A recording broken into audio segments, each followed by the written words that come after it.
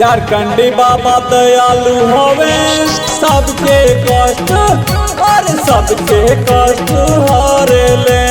झारखंडी बाबा दयालु होवे सबके कष्ट हरे ले। सच्चे मन से पूजा करेले उनके दुआरे पे माथा टेकेले बाबा झोली भरेले। झारखंडी बाबा दयालु होवे सबके कष्ट हरे ले। झारखंडी बाबा दयालु होवे सबके कष्ट हरे ले।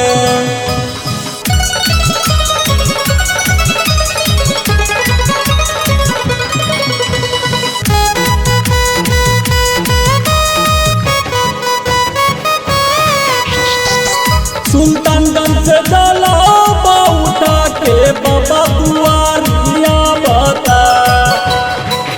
रास्ते में कष्ट हुई अनजाने लोग मदद करता। बुझाइल ना उनके दुआरी पे जे भी आवता खाली हाथ न केहू लौटाता। बाबा मार लगावेले। झारखंडी बाबा दयालु होवे सबके कष्ट हरे ले। झारखंडी बाबा दयालु होवे सबके कष्ट हरेले।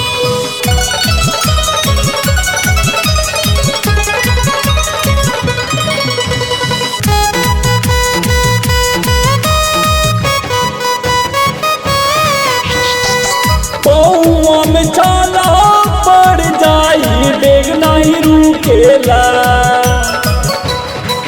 रोने झूले कावड़े लेके बोल बम बोलेला।